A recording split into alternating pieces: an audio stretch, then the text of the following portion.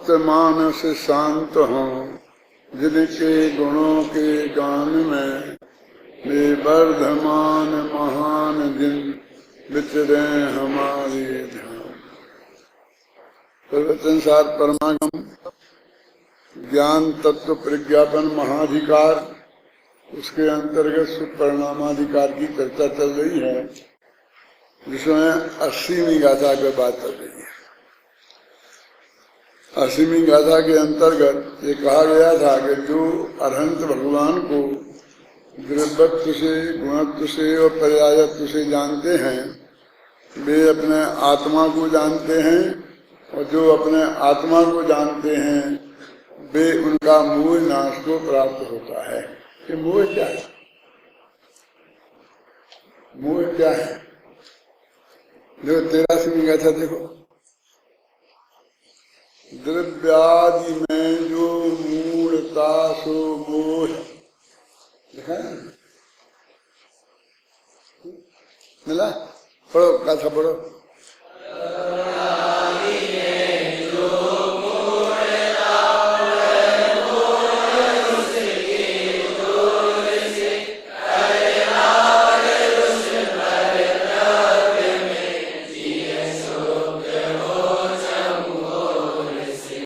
द्रव्यादि की मूर्ता है वो तो दर्शन मोह है, और उसके जोर से जो ये आत्मा पर पदार्थों में राग द्वेष मोह करता है, वो राग द्वेष मोह है चारित्र मोह। इस तरह इसमें दर्शन मोह और चारित्र मोह दोनों की परिभाषाएं बता दी हैं।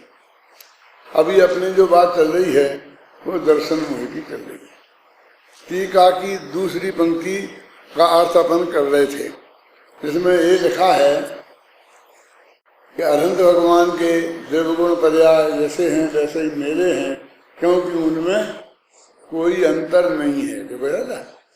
जो अरहंत भगवान को द्रव्यत्व रूप से, गुणत्व रूप से और पर्यायत्व रूप से जानता है, वह वस्तुतः अपने आत्मा को जानता है, क्योंकि दोनों में निश्चय से अंतर नहीं है। ये अंतर नहीं है कि बात अपन कल 2-3 दिन में अपन ने चलाई, 2 दिन चला है ना इसमें। तो एक अपेक्षा तो ये है कि इसमें जो परिभाषाएं दी हैं द्रव्यगुण पर्याय की, कौन सी? अन्वय सो द्रव्य, अन्वय का विशेषण सो गुण, और अन्वय का व्यतिरेक सो पर्याय।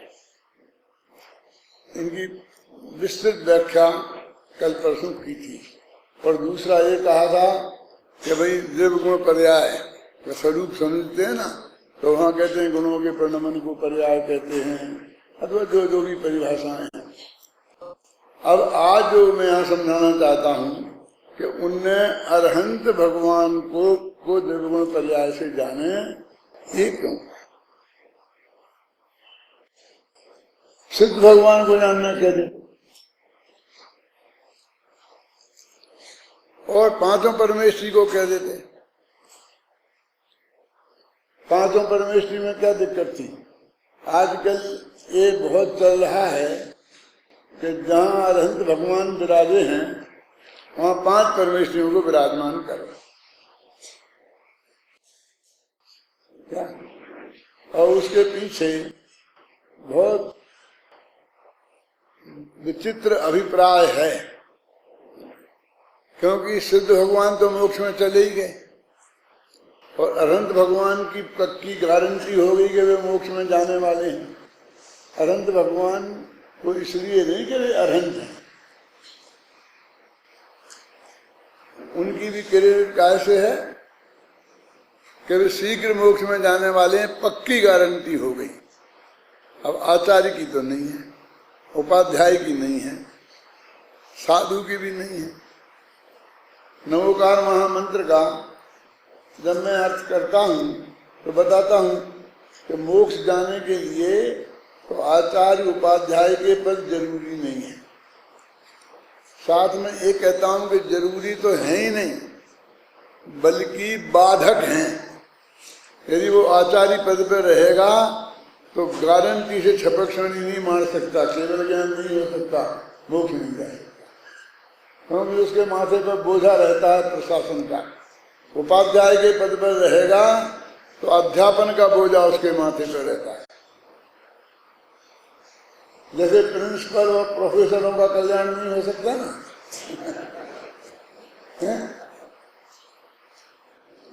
ऐसे उन दोनों की बात कही है। तो अब उनकी होड़ में इनको बैठालने का क्या मतलब है? देखो, आप आचार्यों का माल तो अपने पास है, आप कुंदकुंदाचार्य के गीत गाते थकते नहीं हैं। आपको तकलीफ क्या है? कि है क्योंकि जिसके मोक्ष जाने की गारंटी है उसमें तो कभी कोई विवाद खड़ा हो नहीं सकता, और जिसके मोक्ष जाने की गारंटी नहीं है ऐसे लोगों के पास भी जो पद होता है उसको हम कैसे मानेंगे? समझना, पूरी बात समझना। वो 9वें गृहमिक में जाने वाला जो अभद्र है वो द्रविलिंगी मुनि, जिसकी महिमा गुरुदेव श्री ये कह के गाते थे कि सारे शरीर की चमड़ी उतारे और उस पर नमक छिड़के तो भी आंख का कोया लाल नहीं हो, ऐसी तो क्रोध कसाय को जीता है। तो चक्रवर्ती आके नमस्कार करे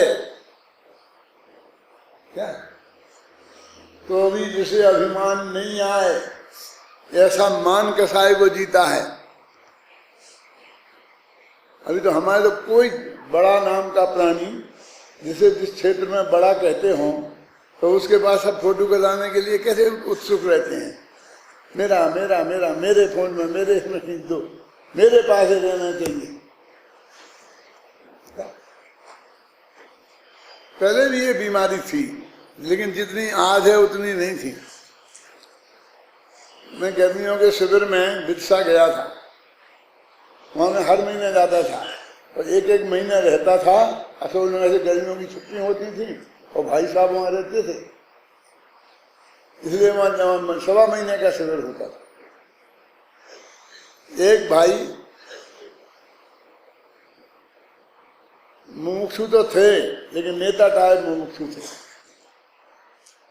एक दिन जबरदस्ती मुझे खाना खाने के लिए ले जाने में उन्होंने आग्रह किया। घर दूर था, उस वक्त वहां ऐसी गाड़ियां वाड़ियां नहीं थी, पैदल ही जाना पड़ता था और बिल्कुल धूप का समय रहता था। तो मैंने कहा मिट्ठू लाल जी मैं तुम्हारे यहाँ खाना खाने नहीं आ सकता, तुम्हारा घर बहुत दूर है। तब तो उनके पास जहाँ घर था वहाँ खेत थे, उनके साथ में खेती करते थे। आगे बंगला था और पीछे खेत थे बहुत, उसकी बहुत बड़ी कॉलोनी बन गई है, तो अरबों की जमीन हो गई है। लेकिन नहीं माने, वो नहीं माने तो ले गए। तो वहां जब बैठक में मैं बैठा तो एक फोटो लगा था जिसमें वो स्वयं नेहरू जी के गले में माला डाल गए। जवाहरलाल नेहरू जी आए हुए कभी जवाहरलाल नेहरू, और वो तो बहुत तेज तल्लार आदमी थे, धक्का मार मुड़ के किसी को भी अंदर घुस जाते थे। मुझे मेरे साथ भी उन्होंने कई दफे ऐसा किया कि एकदम मैं कहीं खड़ा था पीछे तो आए पंडित जी आओ, और करके मुझे आए करके चलो पंडित जी को जाने दो, पंडित जी को जाने दो, पंडित जी को जाने दो। अंदर पहुंच गए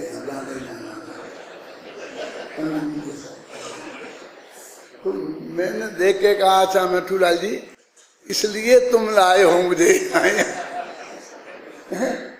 ये दिखाना था तुम्हें, इसलिए तुम मुझे लाए हो यहाँ। तो एकदम मुस्कुरा के बोले कि आपने तो मेरे मन का चोट पकड़ लिया। मैंने हम जरा से भी थोड़ा बड़ा नाम कह बड़ा बड़ा होए नहीं है? कहीं कोई पूछता ही नहीं हूं, लेकिन जरा सा भी हमको लगता है तो उसके साथ फोटो खींच के हमें चाहिए। तो ऐसी जो जहाँ परिस्थिति हो, मेरे कहने का मतलब ये है। तो अभी यहाँ पर ऐसे सैकड़ों आचार्य आज भी हैं कि जिनका मोक्ष तो बहुत दूर। मैं कह रहा था कौन मुंडा कौन तो ठीक है, वो 90 गृह में जाने वाले देवलिंगी मुनिराज के ये सच्चे मुनिराज नहीं हैं, इसका पता गंधर्व देव को भी नहीं चले। पहले अकेले केवली भगवान को ही चले, बाहर से इतना निर्मल आचरण हो, इतनी मंद कसाय हो। बता रहे थे चक्रवर्ती बंदे श्रीमद ने लिखा तो ना आवे मान लो, ऐसा आदमी यहाँ आचार्य बन सकता था कि नहीं बन सकता? क्यों? ऐसे कोई मुनिराज हो तो उन्हें हमेशा जो भी समाज है और जो भी है वो आचार्य बनाने के लिए तैयार होंगे कि नहीं होंगे। तो फिर हमारी वेदी पे भगवान के बगल में अभव्य भी विराजमान हो जाएंगे। इसलिए मैं ये कहता हूँ, एक भाई ने आकर मेरे से पूछा है क्या करके, तो मैं उस वक्त ज़्यादा लंबा जवाब नहीं दे पाया। मैंने कहा भाई मेरे को तो नहीं दिखता, लेकिन वो यहीं बैठे होंगे। कौन भाई, मैं तो नाम भूल गया, कौन ने पूछा था। चले गए, कोई बात नहीं, इन्हें ये भी मालूम है कि वो कौन थे और चले गए। अच्छा, मुझे कोई फर्क नहीं पड़ता, क्यों? लेकिन ये बात मेरी मतलब समझ में आई ना। अपने यहाँ प्राचीन काल से जो मर्यादाएं हैं वो सिर्फ अरहंत परमेष्ठी की हैं, सिद्धि की भी नहीं। सिद्धि की मूर्ति नहीं होती है। हमने वो खाका खींच खींच के बना दिया, कहीं कुछ किया कहीं कुछ किया, लेकिन वो कहीं चली नहीं। सिद्ध का कहीं पंच कल्याणक नहीं हुआ। क्यों? अब मूर्ति विराजमान करोगे तो उनका पंच कल्याणक तो करोगे ही, लेकिन जिनका अनंत काल तक भी मोक्ष जाना नक्की नहीं है, उनका मोक्ष कल्याणक कैसे करोगे?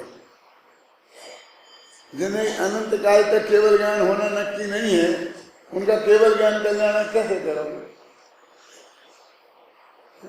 तो हमारे पूर्वजों ने अरहंतों में भी तीर्थंकर तक सीमित रखा, घबराना नहीं। अब दो अरहंतों में क्या फर्क है कि बहुत 50 तरह के चक्कर हैं, बस अपने 24 तीर्थंकर के कम होते हैं, 24 मूर्तियां के कम हैं, एक से एक अच्छे हैं, फिर 20 तीर्थंकर हैं जिनकी दिव्य ध्वनि का लाभ हम सबको मिलता है। उनसे हमारा मन नहीं भरता कि कैसे भरेगा। हम उस पवित्र भारत भूमि के पैदा हुए जीव हैं जहाँ 33 करोड़ देवताओं से भी लोगों को संतोष नहीं होता है। क्यों? कौन है 33 करोड़ वाले? जानते तो होंगे।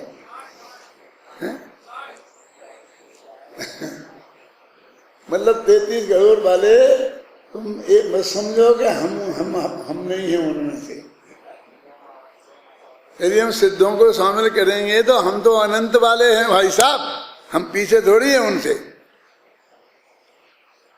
क्यों है कौन जी? सिद्ध तो परमेष्ठी हैं, पंच परमेष्ठी हैं। पंच परमेष्ठी को करोगे तो उन्हें तो कैसे छोड़ सकते हो? फिर दिक्कत ये हो जाएगी कि कौन का कैसा क्या है। वो तो बाद में जो मंदिर बनेंगे तो जो के हिसाब ऐसा थोड़ी होता है कि घरे आए तो नागना पूछे और बामी पूजन जाए। इधर तो हमारे आचार्य महाराज विराजमान हैं, उनकी तो बात नहीं करो। 2000 वर्ष पहले कोई हुए थे, हुए होंगे, क्यों? उनको विराजमान करो, ये कहाँ से लाए? अरे वो गौतम गंधर्व विराजमान थे, गौतम गंधर्व की भी मूर्ति कहीं नहीं है। ऋषभदेव के भी कितने गंधर्व थे? ऋषभ सेन से लेकर के 84 गंधर्व थे, उनकी भी कहीं नहीं है। लेकिन हमें तो कुछ ना कुछ नया कमाल, तो कहीं ना कहीं उन असत चीजों की एंट्री के लिए ये प्रयास है। हम कुछ नहीं कर सकते हैं तो हम ऐसे प्रयासों से दूर तो रह सकते हैं, असहमत तो रह सकते हैं। क्यों? इतनी बात मैंने सिर्फ इसलिए कही कि वो तर्क सबके दिमाग में पहुंच जाए, मेरे विद्यार्थियों के दिमाग में भी, क्योंकि वे पंडित नाम के प्राणी है ना, उनसे जगह जगह लोग पूछेंगे कि साहब इसमें पंडित जी इसमें क्या करें, इसमें क्या करें, इसमें क्या करें, तो उनको उनके पास भी उसका उत्तर रहे और समाज के लोगों को भी उत्तर रहे। ये उत्तर रहे विद्यमान सैकड़ों लोगों के पास तो फिर कोई चिंता नहीं है, हम नहीं रहेंगे तो भी ये उत्तर चलेगा। तो इस सभा में समझ लिया अपनी बात क्या चल रही है।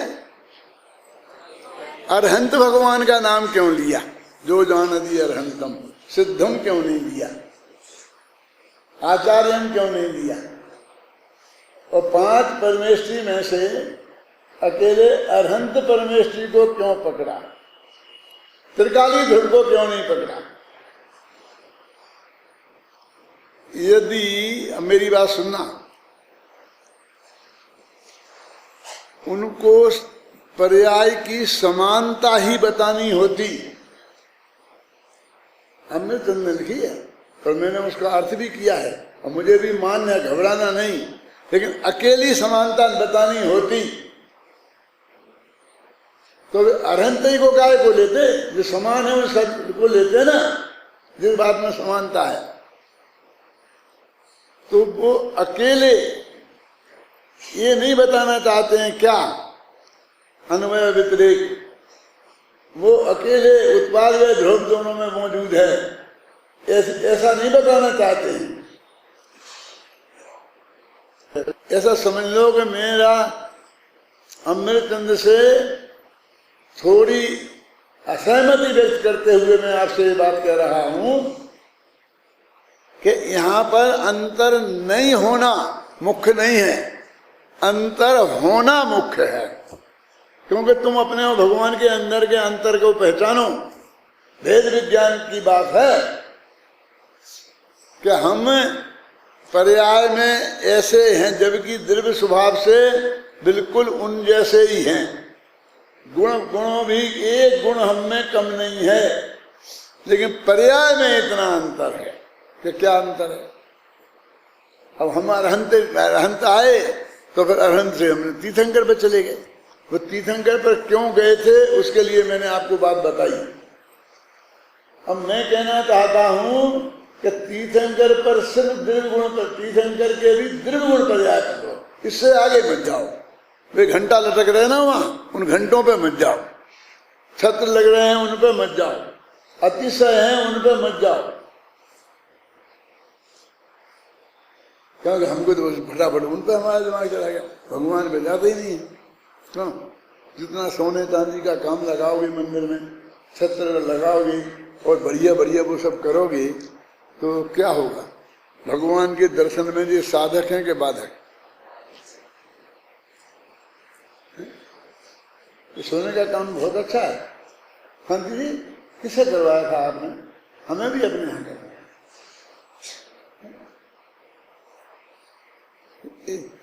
ये क्या है? ये छत्र बहुत बढ़िया बने, ये कहाँ मिलते हैं? होता क्या ना, अरे तुम्हें भगवान के दर्शन करना है, अकेले भगवान को रहने दो ना। मैं पूछता हूं कि तुम्हें किसी को अकेला देखना, उनको देखना है तो उन्हें अकेले में देखो ना। तो उनके साथ जो हजारों की भीड़ आती है, उस भीड़ में उन्हें पहचानने नहीं पाओ और हम बार बार पूछें कि कौन है वो मुख्यमंत्री जी, कौन है मुख्यमंत्री जी, कौन है इनमें? वे सफेद टोपी वाले हैं कि काली टोपी वाले हैं कि बिना टोपी वाले हैं? अरे ऐसा झगड़ा ही क्यों रख रहे हो? क्या कह रहा हूं मैं? अकेला प्योर अरहंत को देखो ना। क्या कह रहा हूं मैं? ये जितने भी तुम्हारे मंदिर में समोसरण के लक्षण है, समोसरण का प्रतीक है मंदिर।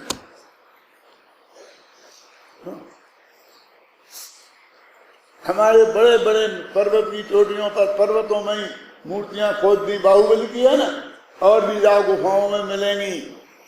और कुछ नहीं है, न छत्र है, न चमर है, न भामंडल है, न सिंहासन है, कुछ नहीं। जंगल में खड़े हैं, वो अच्छे नहीं लगते, तो कपड़ा और पहना दो। क्या क्या है? इन सहित देखना है तुमको कि इनसे रहित? सर्व परिग्रह रहता है जनेन्द्राय, नमस्कार करना है कि ये सब चारों तरफ से घिरे हुए परिग्रह से ये नमस्कार करना है। क्यों? बस एक मूर्ति, बस मंदिर में एक शिला, कमल फमल की क्या जरूरत? घबराना नहीं, पूरी बात सुनना। मंदिर बनाना हो तो किसी प्रतिष्ठाचार्य के पास जाना, मेरे पास मत आना। क्या जरूरत है? कमल में बैठे, बेजा तालाब में बैठेंगे, कमल में बैठेंगे। कमल तो ताल पानी के बिना होता ही नहीं है।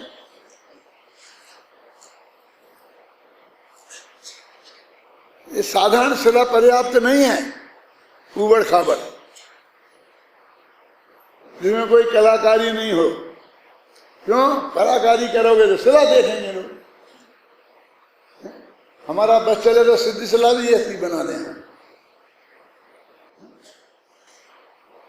उस सर्व परिग्रह से रहित वो विशुद्ध आत्मा, इसलिए मैं कहता हूं कि हम यहाँ वैसे अनंत लोग जो सिर्फ वीतरागी और सर्वज्ञ हों, अनंत गुण तो होंगे ही, और उन गुणों की निर्मल पर्याय भी प्रकट हुई गई होंगी, इसलिए उन्हें अनंत सुख भी होगा गारंटी से, अनंत वीर के धनी भी होंगे। लेकिन दो ही चीजें लेना, बस खत्म। कौन? सर्वज्ञता और वीतराग ज्ञान गुण का संपूर्ण निर्मल परिणमन, वो सर्वज्ञता, और चारित्र गुण का पूर्ण निर्मल परिणमन वो है चारित्र ज्ञान। चाहे दोनों हो गए तो संबंध दर्शन के बिना दोनों होते ही नहीं। संबंध दर्शन की तो प्रतिमा बन नहीं सकती है, क्योंकि उसमें अपनापन का नाम, अपना त्रिकाली जो भगवान आत्मा, उसमें अपनेपन का नाम संबंध दर्शन तो है, अरहंत में अपनेपन का नाम तो संबंध दर्शन है नहीं। क्या?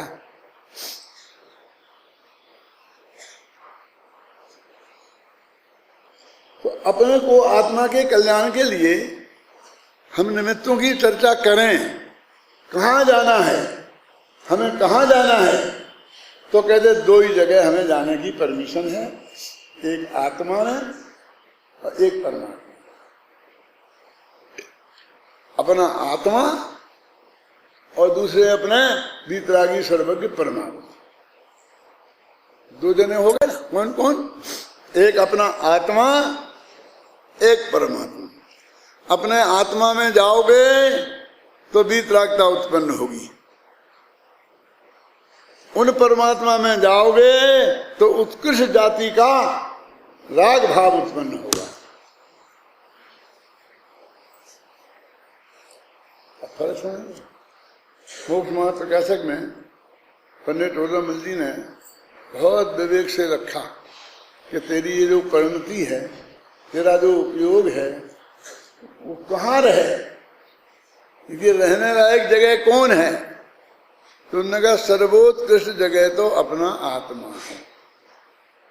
इसकी तो कोई होड़ नहीं होती, इसकी तो कोई बरोबरी नहीं होती, और अपने में ना जा पाए तो उपयोग को परमात्मा तक जाने देना, सिद्ध भगवान तक जाने देना, वीतरागी सर्वज्ञ तक जाने देना।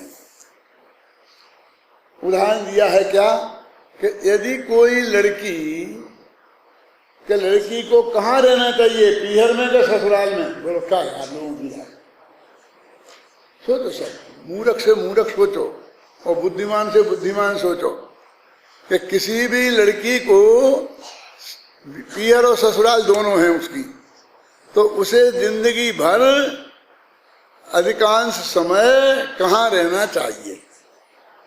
सर एक मत से सब कहेंगे कि अपने पति के घर। पीहर प्रिय घर से बना है। हर में से घा में से दो, द्वा और घा, ये दो अक्षर मिलके घा बनता है। नहीं आई समझ? फिर आज जाकर फिर पढ़ा, एक गा है अल्प प्राण और घा है महाप्राण। विद्यार्थी जानते होंगे ना, क्यों जानते हो ना सब? जो का है अल्प प्राण, फिर खा है महाप्राण, फिर गा है अल्प प्राण, फिर घा है महाप्राण, समझ गए ना आप? चा है अल्प प्राण, फिर छा है महाप्राण, समझ गया? जैसे अंग्रेजी में कहते हैं ना, के माने का और के एच माने खा, बस हर एक में एक एच लगा दो तो अल्प प्राण से महाप्राण हो जाता है, का से खा हो जाता है। ये पहले अक्षर में से पांच बहन कवर्ग, हाँ बोलो चवर्ग, टवर्ग, पवर्ग, आप समझे ना? ये 5 वर्ग हैं, इनमें से पहला अक्षर अल्पप्राण, दूसरा अक्षर महाप्राण, तीसरा अक्षर अल्पप्राण, चौथा अक्षर महाप्राण। इसलिए अंग्रेजी वालों ने 26 में कैसे निपटा दिया, हमारे 52 कैसे हो गए? क्योंकि उन्हें अकेले एच ने 52 के 26 कर दिए। अकेले एच का मतलब समझते हो? एच माने पंडित हुकुमचंद नहीं, जो हा शब्द है हिंदी का वो अल्प प्राण से महाप्राण बनाने के काम आता है, समझे ना? के में एच मिला दो तो खा हो जाएगा, अल्प प्राण से महाप्राण बनाते हैं। और अल्प प्राण वाले जो अक्षर होते हैं वे कोमल अक्षर होते हैं, महाप्राण वाले होते हैं एक ऐसा करना पड़ता है जिसमें जरा जोर पड़ता है, आप समझे ना? अल्पप्राण, महाप्राण, ह्रस्व, दीर्घ, फिर प्लुप्त, ऐसे चलते हैं। तो ये कहते हैं, क्या बात अपनी चल रही थी? पीहर, प्रिय घर, तो घा में से महाप्राण गया और अल्प प्राण रह गया, वो रह गया जो मिलाते हैं ना, जैसे वहां एच रह गया तो पी घर से हर रह गया, समझे ना? पितृग्रह वो पीहर नहीं, पतिग्रह, पति भी हो सकता है, पृथ्वी भी हो सकता है। पिता के घर को भी पीहर कह सकते हैं, पति के घर को भी। तो पिता का घर और पति के घर, दो ही घर रहने लायक हैं, और जगत में कोई जगह कन्या के लिए रहने लायक नहीं है। अब 2 घरों में रहे तो अधिक कहाँ रहे, सुखी कहाँ रहेगी? खुशी की बात कहाँ रहने में है? टोडरमल जी ने लिखा है कि मन ना लगे, बहुत दिन हो जाएं, मन ऊब जाए। बहुत सज्जन पंडित थे ना, उन्हें कुछ पता नहीं था इस दुनियादारी का। पति से झगड़ा हो जाए, ये कहाँ जानते लिखते, वे कैसे लिखते? इसलिए तो मेरे लिए छोड़ा हमने।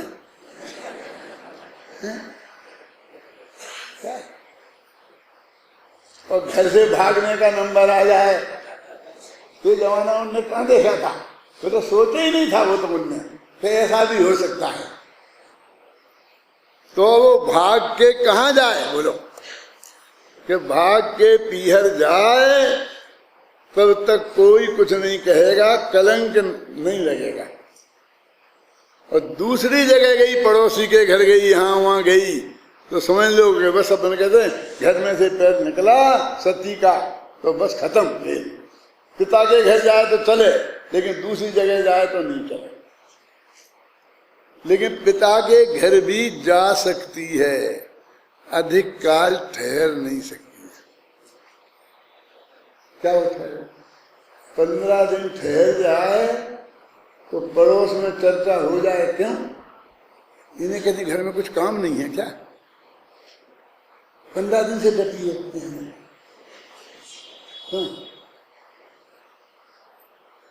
खाना खुशी शुरू हो जाएगी, और महीना 2 महीना हो जाए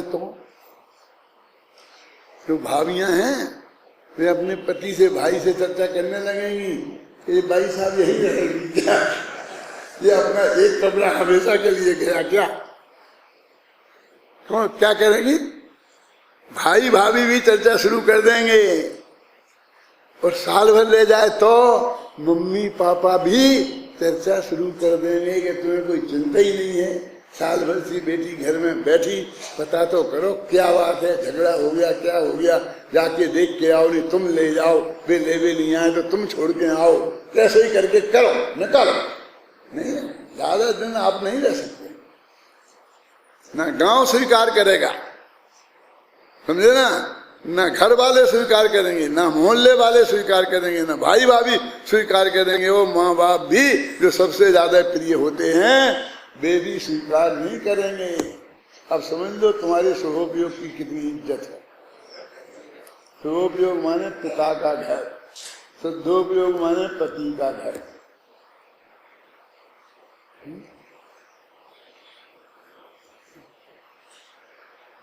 और पिता भी कैसा होना चाहिए, वीतरागी सर्वज्ञ, कि वो सुमोषण वाला, ये विभूति 100 इंद्र नमत कर नमस् क्या शीश धार, 100 इंद्र जिसके चरणों में नमस्कार करते हैं। मालूम, इस पंक्ति का अर्थ करने में 100 पेज तो मैं लिख सकता हूं। तू कितना लिख सकता है? वो सबसे होशियार तू ही है ना, खड़ा हो बता कितने पेज लिख सकता है? कहेगा इस पंक्ति के अर्थ करने में, सत इंद्र नमत कर शीश धार, 100 इंद्रों का वर्णन शुरू करूंगा। बबड़ाले 40 व्यंतर देवान 32 कप्पा मरचौरीसा चंद्रो सूर्यो नरो नरो, फिर सबका वर्णन, फिर सबकी रहने की जगह और सबकी शक्तियों का वर्णन, और चक्रवर्ती की उंगली में कितना ताकत थी कि कोई टेढ़ी नहीं कर पाया था। और क्यों, अब तो लिख लेगा नहीं कि अब तो मैं 200 लिख दूंगा। समझ में आया? ये हमने अरहंत की दशा कर दी कि ये करते हैं, ये करते हैं, ये करते हैं।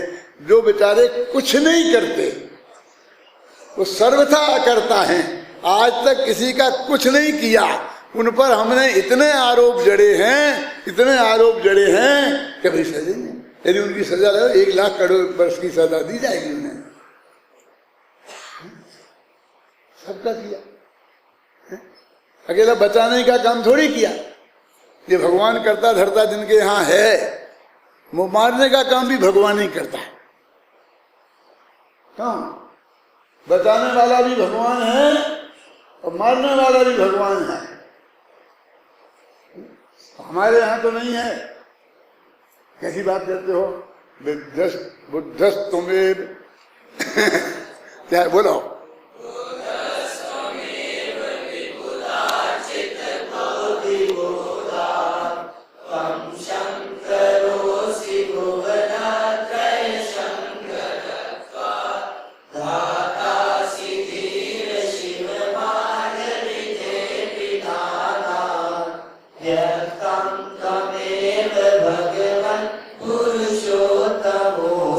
हे भगवान तुम ही बुद्ध हो। तुम कुछ बौद्धों का बहुत जोर चलता था, बुद्ध भगवान का बौद्धों का हिंदुस्तान में बहुत जोर था ना, तो सबसे पहले बुद्ध का नाम मारा। और तुम ही शंकर, शंकर तुम ही हो, और तुम ही धाता माने विधाता ब्रह्मा हो, जगत को बनाने वाली, है ना? और तुम ही रक्षक हो, है ना? कौन सा आता ना रक्षक चाहिए। और तुम ही पुरुषोत्तम हो, जो कुछ हो तुम ही हो, हम सब उनको बना देंगे। फिर अपनी व्याख्या अलग करेंगे, वो अलग बात है, उसके पंडित अलग बैठे हैं।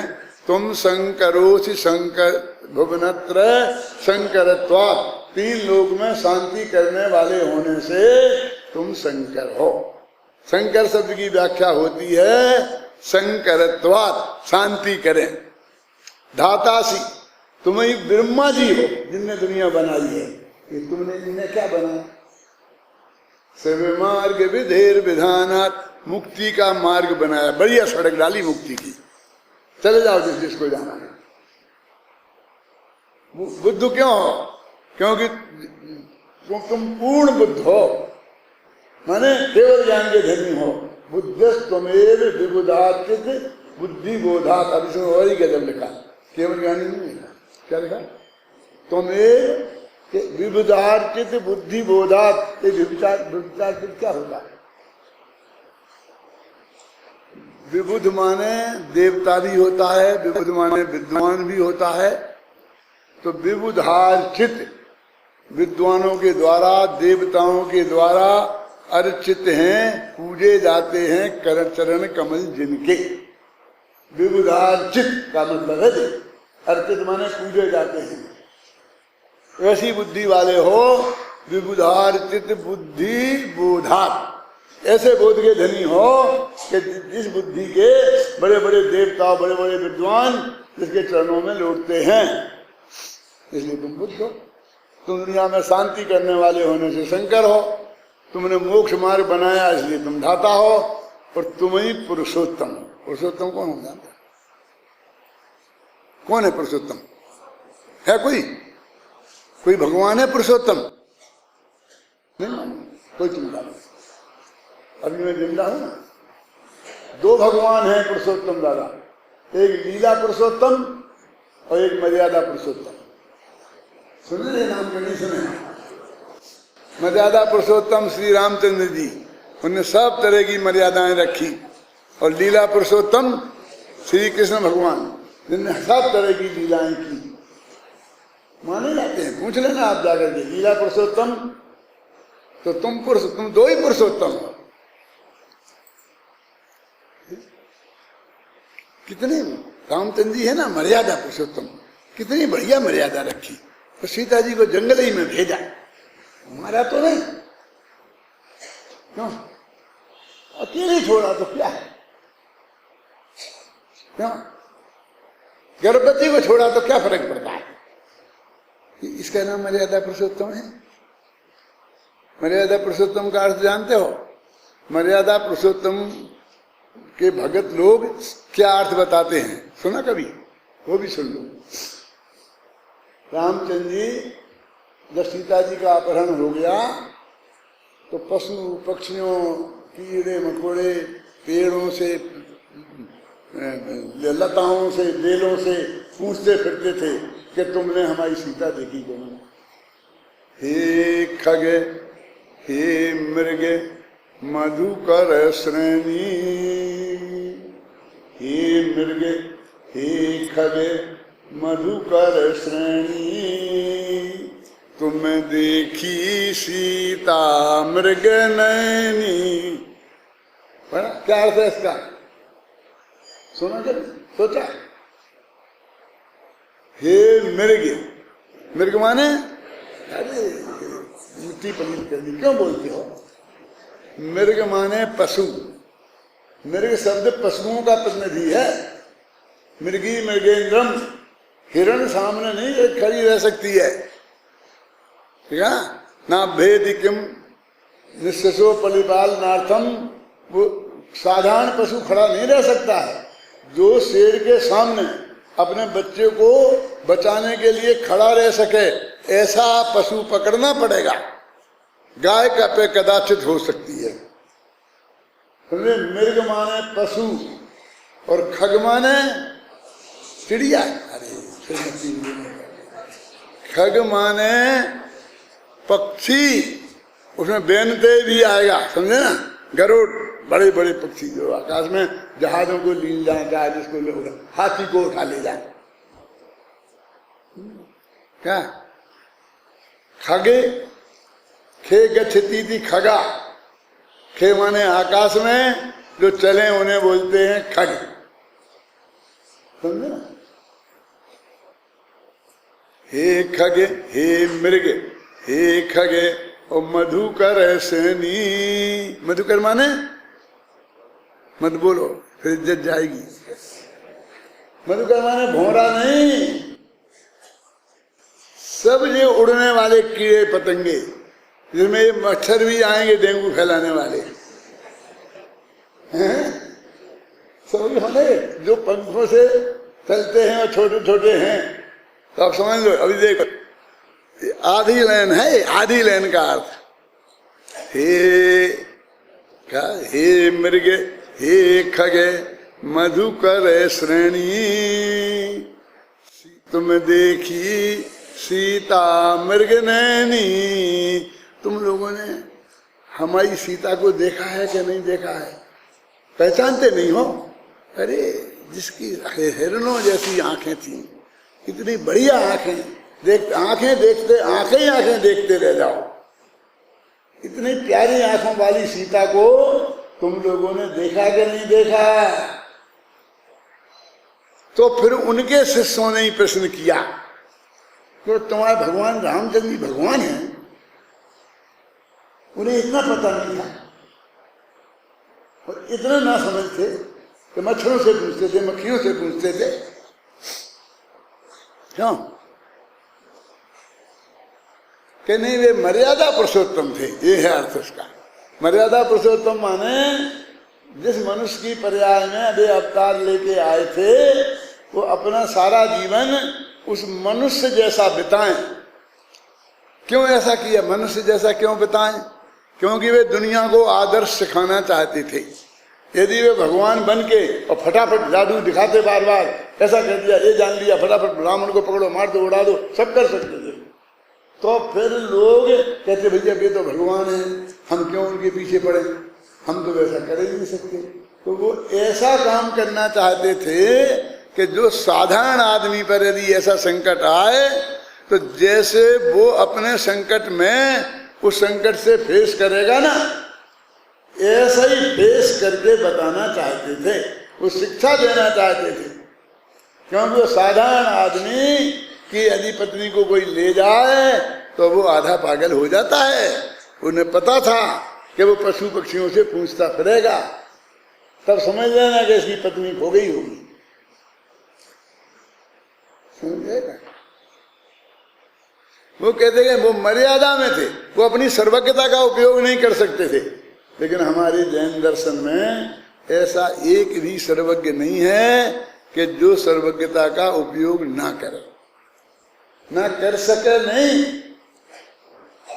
एक भी सर्वज्ञ को एक मिनट भी सारे लोकालोक को नहीं देखे ऐसी पोजीशन में आना संभव नहीं है।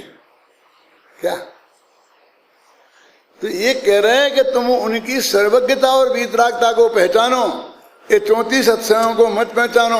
हम भी कह सकते हैं जैसे वह राम में लगाए, हमारे भी लीला पुरुषोत्तम हो सकते हैं, मर्यादा पुरुषोत्तम हो सकते हैं, सब लगा ही दिया ना उन्होंने भक्तांबर में, पुरुषोत्तम ओसी कि पुरुषोत्तम है। मेरे कहने का अर्थ ये है कि इस तरह के विशेषणों में मत चले जाना। कभी लोग तो जाएंगे, ये तो आधे पागल होते हैं, ऐसी कल्पनाएं करना उनका काम है।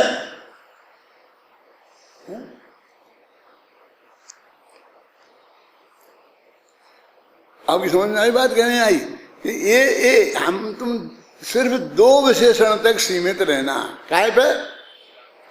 सर्वज्ञता और वीतरागता पर। तो जो अरहंत को जानते हैं, द्रव्य से माने सर्वज्ञ स्वभावी अरहंत, वीतराग स्वभावी अरहंत, गुण माने ज्ञान स्वभावी अरहंत, चारित्र स्वभावी अरहंत, और पर्याय माने प्रगट पर सर्वज्ञता और प्रगट वीतरागता पूर्ण। ऐसे अरहंत भगवान को जो जानता है, कितना काम सरल हो गया। ये सब छोड़ा छुट्टी, इनकी जरूरत नहीं है। इन सब चीजों का वर्णन कर करके हमको इतना उलझा दिया कि मूल चीज गायब ही हो गई। सच बोलो, हम छाती पे हाथ रख करके, मेरे प्रभाव में आके नहीं बोलना कि भगवान के सामने जाते हैं तो छत्र चमर के अलावा और क्या दिखता है, वो मूर्ति के अलावा और क्या दिखता है। भगवान वीतरागी सर्वज्ञ होते हैं, इस पे ही हमारा उपयोग केंद्रित होता है। इसका पूरा अर्थ हम समझते हैं कि नहीं समझते हैं, सब कुछ नक्की है, ये हमारी समझ में नहीं आता है कि नहीं आता है। और अनंत काल तक भगवान के सर्वज्ञ ज्ञान में सर्वज्ञता का स्वरूप समझने के लिए क्रमबद्ध पर्याय समझनी पड़ेगी कि नहीं समझनी पड़ेगी? अरे समझनी नहीं पड़ेगी, माननी पड़ेगी। क्यों? जब हम सर्वज्ञता का स्वरूप नहीं समझते हैं तो हम जैन दर्शन का जीरो नहीं समझते।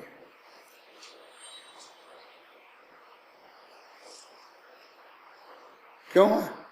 83वीं गाथा बोलो। द्रव्यादि में जो मूढ़ता वह मोह उसके जोर से कर लाग उसके बर्ताव में ये सूक्ष्म हो चहुओर से। क्या लिखा है? देखो तो, द्रव्यादि में माने जो 6 द्रव्य हैं उनके संदर्भ में जो मूर्ता माने मूर्खता, माने एक द्रव्य दूसरे द्रव्य का कर्ता नहीं है, तो एक द्रव्य को दूसरे द्रव्य का कर्ता मानना, एक द्रव्य दूसरे द्रव्य का भोक्ता नहीं है तो उसको एक द्रव्य का दूसरे द्रव्य का भोक्ता मानना, एक द्रव्य दूसरे द्रव्य का स्वामी नहीं है तो एक द्रव्य को दूसरे द्रव्य का स्वामी मानना, एक द्रव्य किसी का कुछ नहीं है तो इसका वो और उसका वो, ऐसा उनमें संबंध स्थापित करना, ये क्या है? द्रव्यादि में मूढ़ता। कितनी बड़ी अत्यंत अभाव की वज्र की दीवार खड़ी है और तुझे करते ही करता दिखता है, करते ही करता दिखता है, ऐसा किया ऐसा किया ऐसा किया ऐसा किया। भगवान की भक्ति करने बैठता है ना तो तूने ये किया ये किया ये किया, ये अपने अध्ययनियों के भगवान की भक्ति है। हमको हमारे गुरुजी भक्तांबर पढ़ाते थे, तो पढ़ाते पढ़ाते जब 8वें छंद पर आए तो उन्होंने कहा मारभ्यते तनुधियापि तब प्रभावात्। क्या बोलो?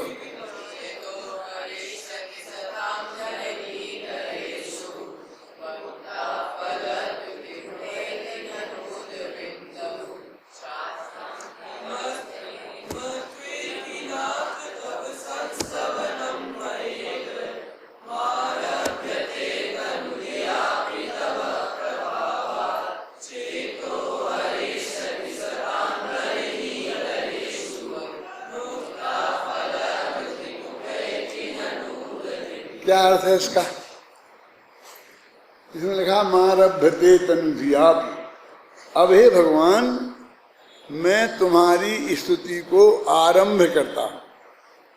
आरभ्यते का अर्थ है ना, यद्यपि मेरी बुद्धि बहुत अल्प है, तनु धिया, तनु माने अल्प और धिया माने बुद्धि, यद्यपि मेरी बुद्धि बहुत अल्प है फिर भी तब प्रभावात मैंने तुम्हारे प्रभाव से अब मैं तुम्हारी स्तुति आरंभ करता हूं।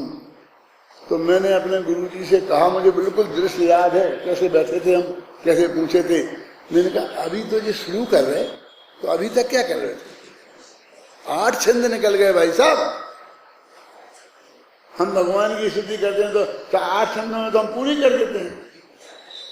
हमने भगवान महावीर आप में लिखा ना, अष्टक, महावीर अष्टक में 8 छंद नहीं लिखे, पूरे हो गया है? और कोई लिखते हैं अभी 8वें छंद में तो ये लिखते हैं कि आरभ्यते, कि आरंभ करता है। तुम्हारे गुरु जी ने क्या जवाब दिया था? यही तो स्तुति है, और करना क्या है? ये ऐसी बातें करना, क्या ऐसी बातें करना, और कौन सी स्तुति अलग से क्या करना है? बुद्ध्यादिनापि विबुधार्चित, बोलेंगे कि मैं बुद्धि नहीं हूँ, मैं अल्प धिया हूँ, अल्पश्रुतम श्रुतवताम परिहास धामा, मेरी बहुत कम अकल है और लोग हंसेंगे मेरे पर, फिर भी मैं परवाह नहीं कर। तो ये हमारी मम्मी मेरे से कहती थी, बेटा इसको भगवान की भक्ति कहते हैं। मैंने कहा मम्मी तुम सबसे ज्यादा समझती हो, आज तक किसी पंडित ने नहीं कहा कि इसमें भक्ति मुक्ति है क्या? चलो दिखाओ, बता पूरा। मुझे अभी और जीना है विश्वास, मुझे नहीं बताऊंगा। इंदौर में मैं रहता था, जो मोक्ष मंडल का था, मैं तो कुछ एक कार्य करता, और वहाँ भक्तांबर मंडल नाम की एक संस्था है, और वो हर शनिवार को, हर रविवार को, हर मंदिर में गांव में जाकर के भक्तांबर का अखंड पाठ करती है।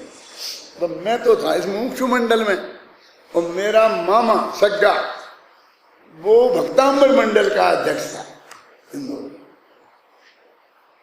और 2 ही मंडलों के लोग कहते थे, इन दोनों ने 2 ही मंडलों को दाब रखा, मामा का लड़का भी है, अभी है, पूरनचंद नाम है उसका, वो भक्तांबर मंडल का अध्यक्ष है। तो मेरे पास आया, वो दादा दादा बोलते हैं सब कि दादा हमारे आज पाठ है कांच के मंदिर में, और मैं कांच के मंदिर के बगल में ही रहता था, वही नरिया बगल बोलते हैं भरतमारी, वहां से 10 कदम पे ही रहता था। तो बोले दादा आप 1 घंटा प्रवचन कर देंगे? मैंने कहा भैया मत करा, तू मेरे से प्रवचन मत करा, तेरे को फायदा नहीं है, मैं तेरी बात टालूंगा नहीं, प्रवचन तो कर दूंगा, लेकिन तुम्हारे लोग मेरा प्रवचन सहन नहीं कर पाएंगे। क्या अच्छा तुम करोगे क्या मुझे बताओ? कि भक्तांबर जी का अखंड पाठ। अच्छा भक्तांबर जी का अखंड पाठ, तो उसमें अखंड कौन रहेगा? जो भक्तांबर का पाठ करने वाले अखंड रहेंगे वे 24 घंटे तक लगातार बोलेंगे। नहीं वो तो 3-3 घंटे में बदल जाते हैं। रात के 12 बजे से 3 बजे तक 3 बजे 5 बजे तक, और बस 3 बजे खत्म हुआ उनकी पार्टी, तो फिर चाय पार्टी।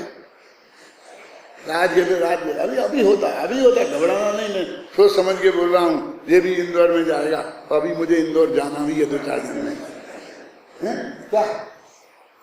क्या होगा बोलो? तो वो पाठ करने वाले तो अखंड है नहीं, फिर तो चाय पानी के बदलते रहते हैं। कौन है अखंड बताओ तो मुझे। बेचारे वे भगवान हैं अखंड तो, कि जो चुपचाप बैठे हैं 12 घंटा अखंड रूप से तुम्हारी सुननी पड़ेगी जो कुछ भी तुम बोलोगे। एक अक्षर समझते नहीं है, किस काम का क्या अर्थ है ये समझते नहीं है। मैं भक्तांबर की रग रग से परिचित हूं। तुम कोई भी छंद बोलो तब उसका अर्थ क्या है, कहां से, मेरे तरीके से मैं अर्थ बताऊंगा तो तुम्हारी आंखें फैल जाएंगी। इसलिए मैं नहीं गया, मैं कहूँ तेरा काम तू चला, मेरा काम मुझे चला नहीं, क्या झगड़ा कर। तेरा काम अलग है और मेरा काम अलग है, तो आज तक उसका चल रहा है। क्या है ये सब मैंने बता भी सुना है ना, इसको सती बोलते हैं। हे महाभगवान तुम्हारी माता बस एक ही है, तुम्हारी है बात, ऐसी कोई दूसरी माता हमने आज तक देखी नहीं। अरे सूरज को पूरब ही पैदा करता है, हर एक की ताकत थोड़ी है कि जो सूरज को पैदा कर दे। आप तो सूरज हो, तो आपकी माता भी एक ही है। बोलो संत।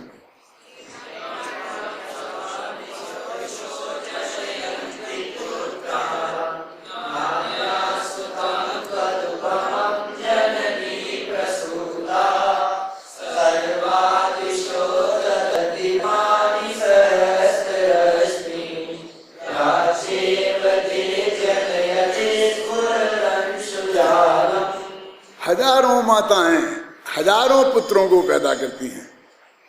इसमें लिखा है क्या, सहस्रेषु जननी है ना, और सवे हजारों बच्चों को पैदा करती हैं।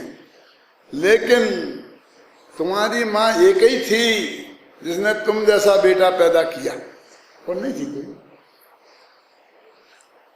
अजितनाथ को पैदा करने वाली नहीं थी, वो 19 ही थी।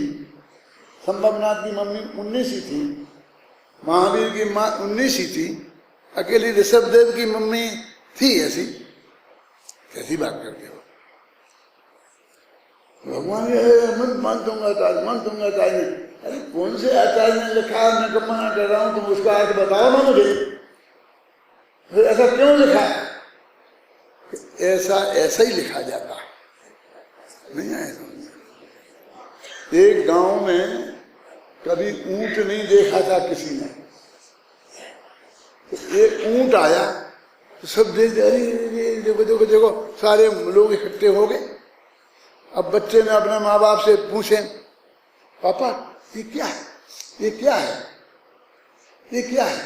तो कहा भैया ये ऐसा ही होता है, ये ऐसा ही होता है। तो दूसरा बच्चा बोला, पापा इसके गले में ये क्या लटक रहा है? कि बेटा ऐसे के गले में ऐसा ही लटका रहता है।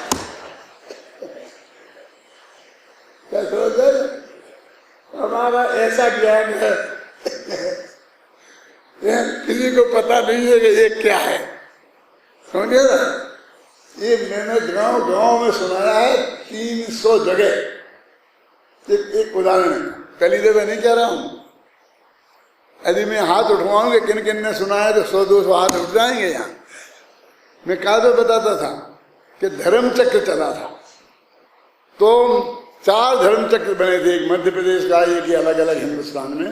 तो वे अलग स्टाइल से बने थे, साधारण से ऐसे बनाते थे और उस पर चला करके धीरे धीरे चलते थे, ऐसे बने थे। ये एक घंटे में 5 किलोमीटर 7 किलोमीटर चले बस, और ऐसे उस पर बनाए थे तो वो ऐसा रहता था।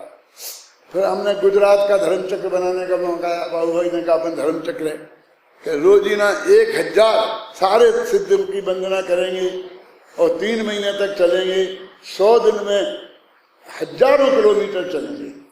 तो वो रस कैसा होना चाहिए कि जैसे अपनी कार दौड़ती है इतनी तेजी से दौड़े, और धर्म चक्र के ऊपर बनाना था। हमने यही सामने खड़े रह करके वो धर्म चक्र बनवाया था। कौन बताया कैसा बनाना चाहिए? आदर्श तो वो था, कौन जो दिल्ली में बन रहा था, उसके फोटो आ गए थे अखबारों में, सब आ गया था, और कोई धर्म चक्र तो जमीन पे ही आ गए थे। हमने बनाया इसको। एक बोली थी, कौन सी गाड़ी ली थी, और उस गाड़ी के ऊपर ऐसा ऐसा ऐसा ऐसा धुआं कहते वो घूमता था तेजी, पतंग जैसा। या तो दिखा ना सो याद है कुछ? तो अब हर गांव में मुझे जाकर के धर्म चक्र पर व्याख्यान देना पड़ता था। 2 व्याख्यान होते थे मेरे, एक अहिंसा पर, एक धर्म। बाबू भाई मेरे को आगे कर देते थे। तो मैं गांव गांव में सुनाता है कि धर्म चक्र कैसा होता है।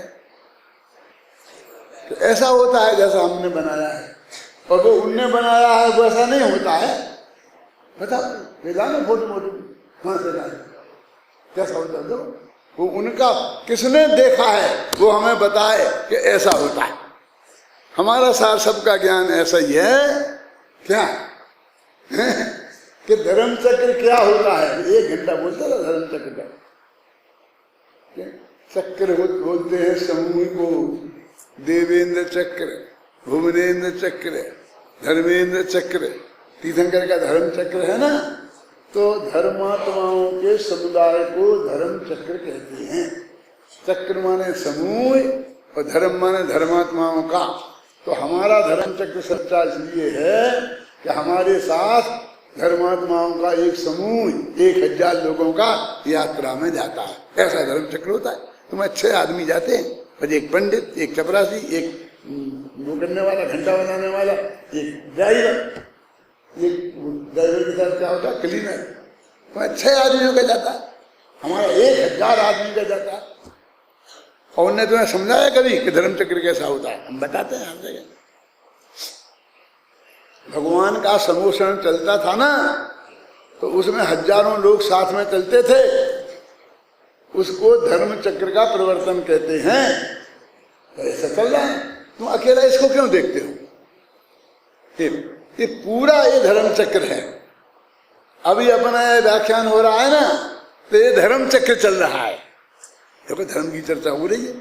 भगवान के समोषण में जैसे लोग थे तत्व के जिज्ञासु भी सब बैठे हैं और धर्म की बात हमने सुना रहे हैं और यहाँ चले हैं। अब आज जयपुर में सुना रहे हैं, कल देवलाली में सुनाएंगे, परसों बम्बई में सुनाएंगे। तो हमारा धर्म चक्र चल ही रहा है।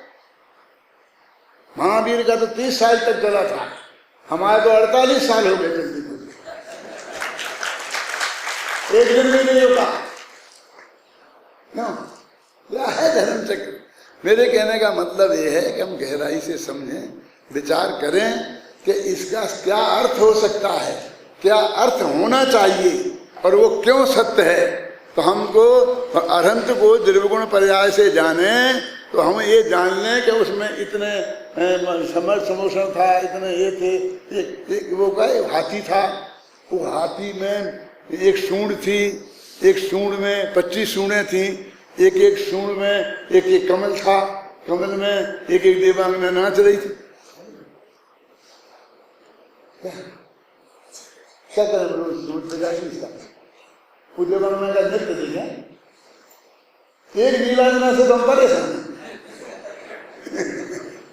हैं। क्यों? धर्म चक्र चलता था तो उसमें नीलांजना नहीं नाचती थी, कोई नाचना नाचने वाला नहीं था। वो हाथी घोड़े, क्योंकि ऐसा हाथी तो हमने आज तक कहीं देखा नहीं है। तो तुम उनको जवाब उन पंडितों से पूछो जो चलाते हैं। हम तो जो चलाते हैं धर्म चक्र माने धर्मात्माओं का समुदाय, उसका नाम धर्म चक्र है। कल 32,000 मुकुटबद्ध राजाओं का समुदाय, उसका नाम है चक्र रत्न। कल ये इस रत्न चक्र माने समूह होता है, मूल मुद्दे की बात ही है। तो ऐसे ही अरहंत भगवान को जानने का मतलब है द्रव्य गुण पर्याय से जानो, अतिशयों से मत जानो। और तुम तो 34 से चले। तब मैंने बालवोध पाठमालाएं लिखी तो देखा अरहंत का स्वरूप, पंचपरमेश्वरी का स्वरूप लिखो, तो अरहंत के 46 गुण आ गए सामने। हो गया करना, क्या करोगे जी, क्या करोगी? तुम्हें ऐसा भाषण लिख देता हूं, क्या करता बताओ? तुम सब होशियार हो ना पंडित। मैं कहता तुम चिंता मत करो, मैं अभी हाल उसका ऑपरेशन करता हूं। ये तो जन्म के अतिशय है, भगवान का तो जन्म होता ही नहीं। फिर अनंत सुख और अनंत वीर तो आ गया ना, अनंत ज्ञान तो सर्वज्ञता आ गई क्या नहीं? उस भाग में भी हमने लिख दिया और बच्चे बच्चे को याद हो गया सारे हिंदुस्तान के। क्या अरहंत के असली गुण कितने हैं? वे जो बाकी के 42 गुण हैं वे तो तरक की कसौटी पर कसने पर खरे नहीं उतरते हैं। खजनवाणी में क्यों लिखे कि व्यवहार में ऐसे लिखा है? हमारे यहाँ एक खाता है जो उसमें सबको खताया जा सकता है आसानी से, उसका नाम है व्यवहार में।